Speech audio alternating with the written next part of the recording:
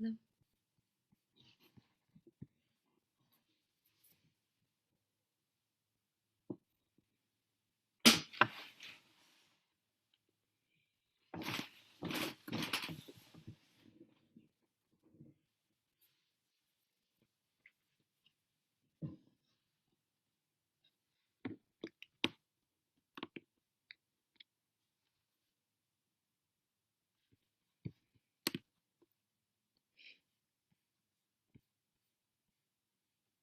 Hello.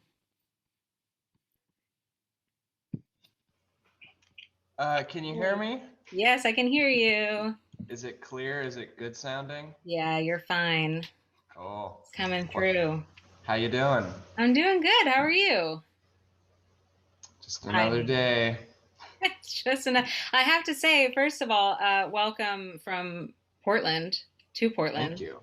You're in Portland as well, Oh, right? you're in Portland? I am. Yeah, Ah, I thought that was so funny because that's as I funny. was watching your film, I was like, I know that. I'm Yeah, pretty that's sure. Portland. Yeah, I'm pretty sure I used to live in an apartment that was like I used to live on Hawthorne and 12th in an apartment Oh yeah. building. Yep, yep, Yeah, yeah, that we the when dude walks up to his apartments and sees the window, that's like across from the 7-Eleven next to the yeah. movie theater. Yeah. That was my apartment building. I thought that was hilarious. Whoa, that's so cool. I know. Wow, right on. What a coincidence. Yeah, right on. Yeah, so you're doing all right through the pandemic. Yeah, I got a place with my partner out here in Northwest, and we just got this Bad Taste Video HQ little Awesome. hangout in Northwest industrial area, and we've just been kind of bunkering down here, trying to get the movie out there during COVID. So yeah. Yeah, it's great. Well, I mean, I have to say I really liked it. I mean, it's definitely um something that I haven't seen in a while. And I mean, it Hmm. definitely, I got very strong trauma vibes, which I know that you're a part of that crowd, Hmm. which is very cool. How did you get involved with trauma? And you had Lloyd in your film and Yeah. his book in the background. So tell me a little bit about that. Yeah. Oh, you noticed the book? That's I did. funny. Yeah, That's funny. I have I that remember. book. Yeah, it's a great read. Yeah. Well, I made a movie called Meat Lovers a while back. It was like a tribute to trauma of sorts. Just an exercise in gore effects. Let's see here. One sec. Okay, this guy right here, which Okay, I ended yeah. up putting it out on VHS for fun. Awesome. But I submitted to Trauma Dance, their independent film festival, and they were like, "Hell yeah!" And so I went out to New York and saw it amongst other Oh my fun schlocky short films. Met Lloyd, and he was like, "Hey, I'm doing this movie next year called Shakespeare's Shitstorm. You should come be on the crew." I was like, "Hell yes!" And so then I went to New York the next summer with some friends, and we worked on that film. And that's where I really learned, okay, this is how you make a movie. Being on that set and watching Lloyd direct and like yeah. just seeing the chaos of that movie come together. Um, and so I went home. I already had I Need You Dead kind of in the works, and yeah, so I knew Lloyd even before the film festival, just from visiting their offices in New York and stuff like that. But because that's the thing, is anybody can kind of get involved with trauma. If you go to New York, you can Yeah. just knock knock knock on their door and they'll show you around, and that's all I did. So yeah, then I mean How, Lloyd, I'm just like, hey, you want to do a video, help support the movie? He's like, oh yeah, let's do it, Rocco, sure. So that's so great. There are so few like established filmmakers that have that kind of investment in like up and coming, and I I know. think definitely in the horror and in the horror community, and I've heard so many stories about Lloyd and about trauma that kind of go along with that, which I think is just fantastic.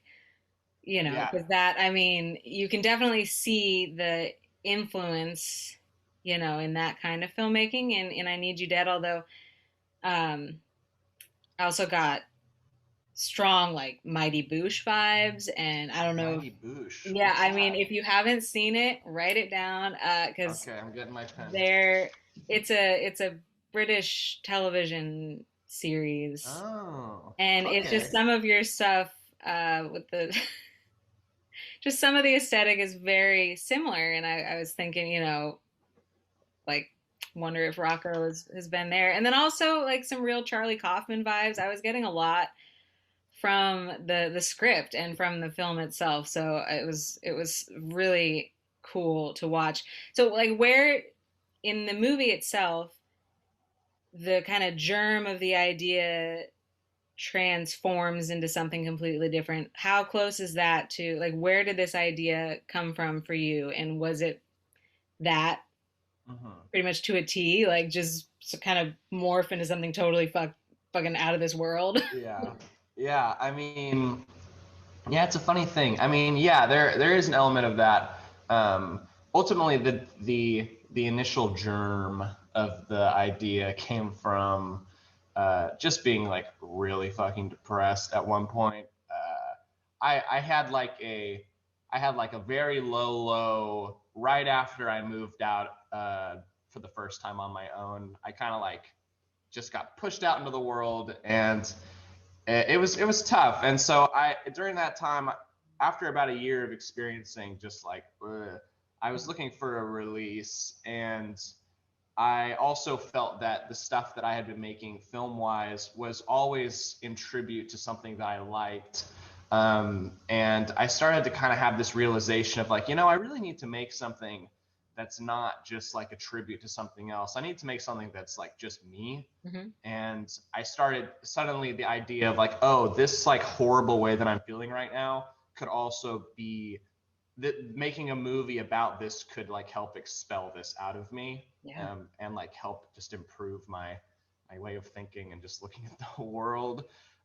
So this idea of kind of this like really insecure like young punk who births this nasty creature who is basically a manifestation of his depression, and figuring out you know what that is like. And the film isn't even about like how to overcome depression. Right It's now. more about like it's brutal, and it's just a story of brutality, and how brutal depression can be.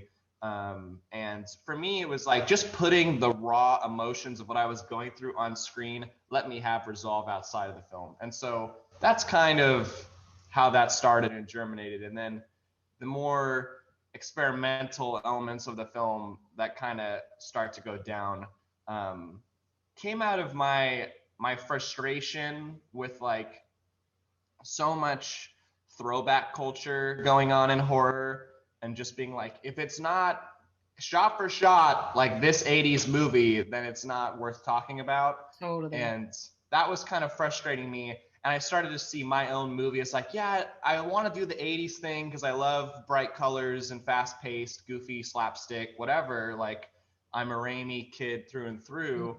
Uh, but I was like, but I gotta subvert people's expectations. And at that point, I felt like people already knew what the movie was going to be about, because even from my one log line of, oh, this punk is a nasty creature Yeah. and it's schlocky and gory and blah blah blah. It's like, okay, cool, they know what to expect. And so I was like, I want to surprise like even my closest friends. And I was like, I could just go deeper into this personal element of it's about me and Yeah. my depression.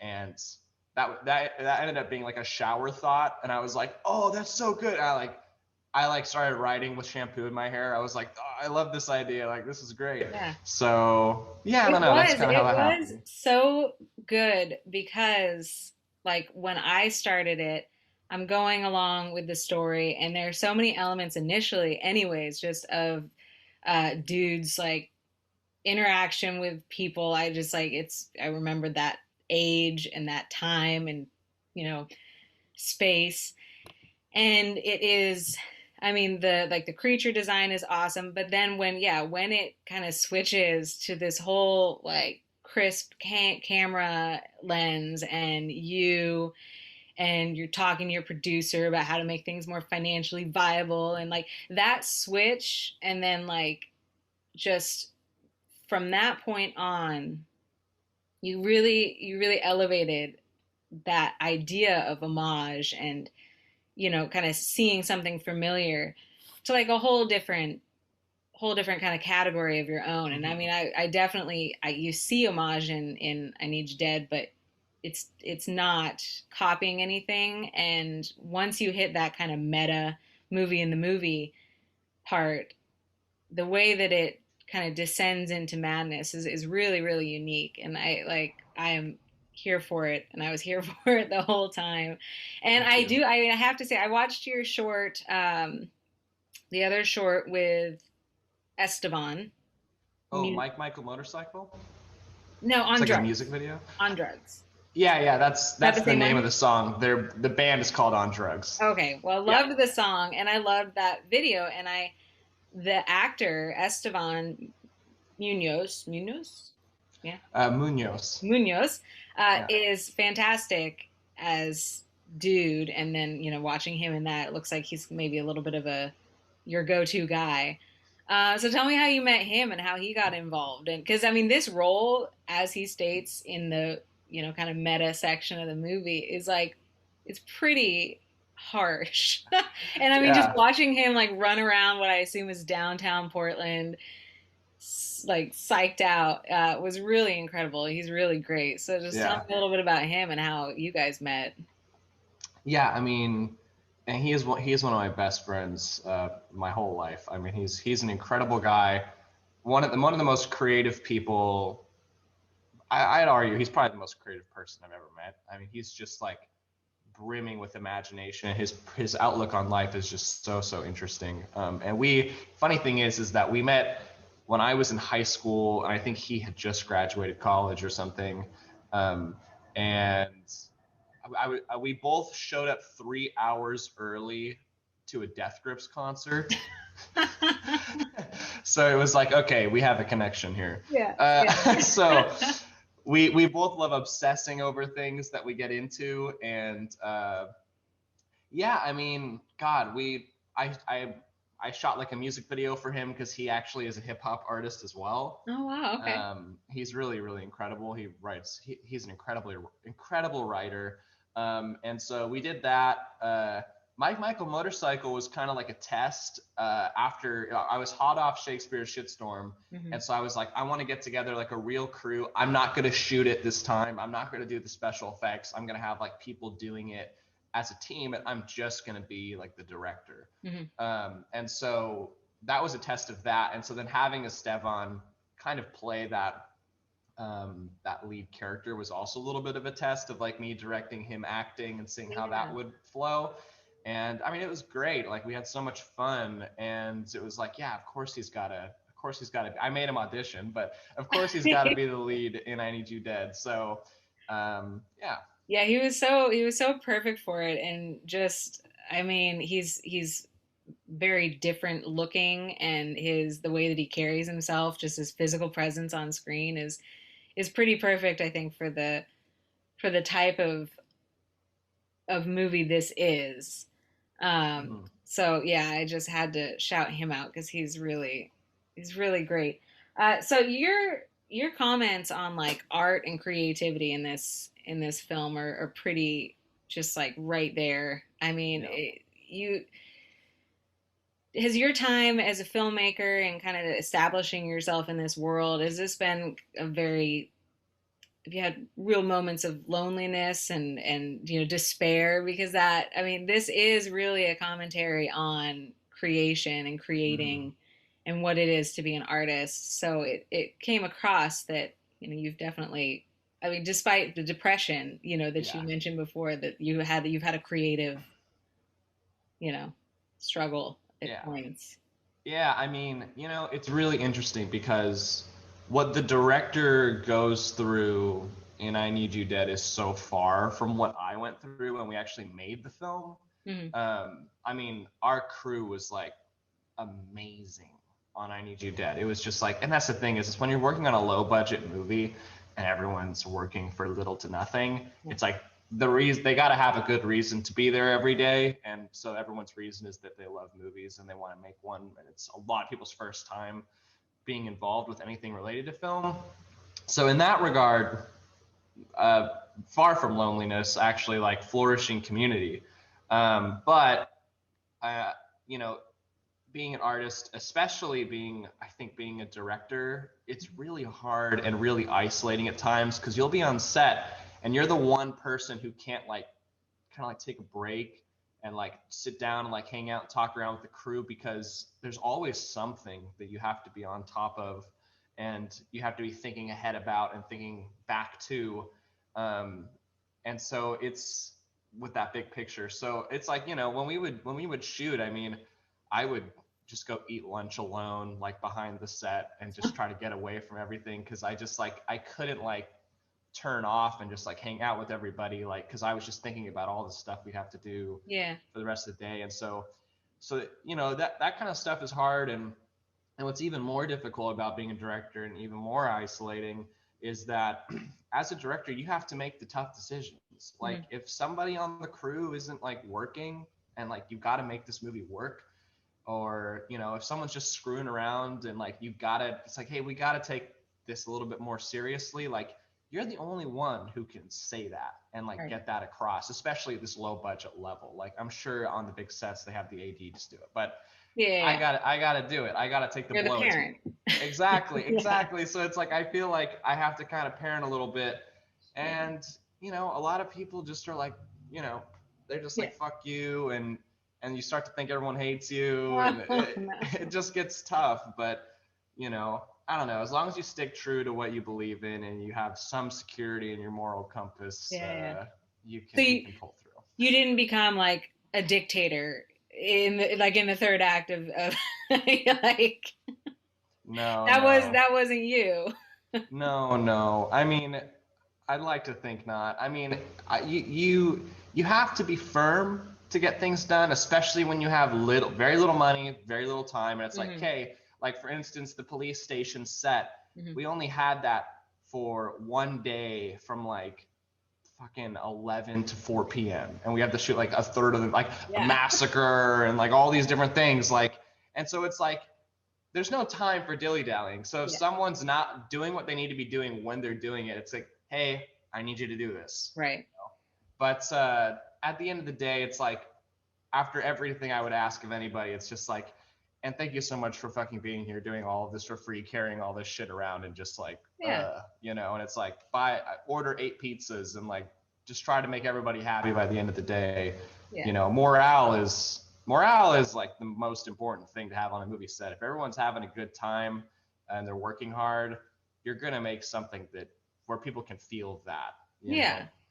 Yeah, and I think that that comes across. I mean, despite the, I don't know how many of your actual crew members were in the film as crew members, but I mean, it really comes across as intense and dark as it gets, which is it's dark, and I really appreciate how you don't kind of hold back on that, you know, because Yeah. there are moments that you know you could see people really holding back in order to appeal to a wider, you know, whatever Mm-hmm. audience.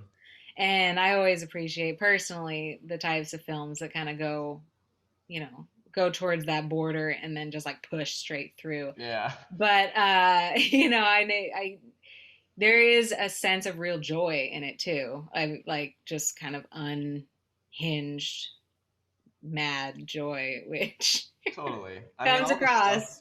Yeah, all the Yeah. stuff that's the darkest in the film is the stuff that afterwards everybody on the crew is like, "Oh my God, that was awesome! Like that was Yeah. so like that made us all super excited because we were like, whoa, that was creepy, or whoa, that was really bizarre." So, yeah, because we're all horror lovers, you know, and you know, Yeah. we all have that part of us that sees like a clip of some dude, I don't know, like getting into a horrible car accident. It's like, whoa, that's like kind of sick. Yeah. But then you're like, well, that's like, no, but it's sick. You know what I mean? So Yeah. we're all a little twisted, you know, Oh whatever. yeah. I mean, the horror community is great in that way. You know, I mean, we all know there's darkness and Yeah. shit in the world, and you know, you can choose to look up and away, or you can kind of face it head on. And I think that's what I Need You Dead really does. I have to ask also, the music in the score are great. Um, Thank you. yeah. So did you? I know you're basically like writer, director, editor, Uh-huh. jack of all trades. Did Right. you have who was this band? Is it the same band as before? There's a lot of music in the film that came from a variety of places. Um, But the theme song, the guys at the party at the beginning. Yeah, that's a band called Nick Normal, who when I was like in high school, he was like the coolest guy to go see a house party show and like go see his band play. So having him get to play in the film was very full circle and fun, and to have them write an original song for the film was so cool. Um, really great stuff. Check them Yeah, out. But definitely. and then then we did original like soundtracking music. We formed a fake band called the Dummy Gummies outside of the film Okay, yeah, to like score the movie, which I just like picked like my favorite musicians in Portland who I kind of met over the that's years. great. Because before I Need You Dead, I was like in a band and touring and like booking tons of house shows, which is why I like have that kind of culture in the film. Yeah. So I used those connections to kind of put together this cool band, and that like more rock oriented band did the first kind of half of the movie, Hmm. and then there's this really cool like kind of like funky hardcore glitchy weird harsh noise band called CMOS here in Portland, That's okay. and I had them do the much more like noisy, freaky part of the soundtrack. Okay. And we got together and did original compositions. You know, we just projected the movie onto the wall, and they'd kind of like jam out to what was happening until we had something that was a bit more focused. That's so DIY. I love it. It really, I mean, that stood out. There's just few things that really stood out, and the music was, kind of like, I'm a big horror score fan, and Mm-hmm. music is what kind of makes a lot of films, and especially Totally. this one when you're dealing with like a little punk kid and his descent into madness. And yeah, I good on you for that production value and what it contributes to the story, because I mean, I just think as a whole it's a really cohesive and just like complete narrative somehow, despite it's like I can't imagine what the script looks like. I don't know if your script was you know 3 act structure. I Uh-huh. don't know. Yeah. Yeah, But yeah.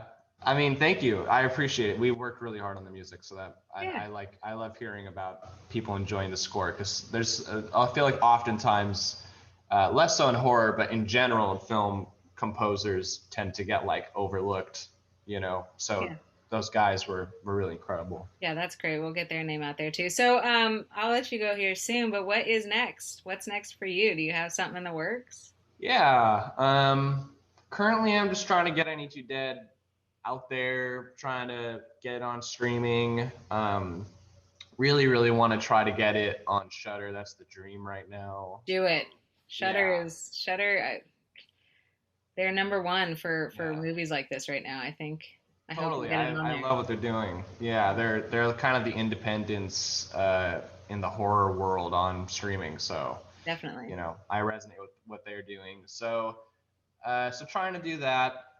But in terms of like a next feature, yeah, there's one that me and Esteban are currently writing, called Flapjacks.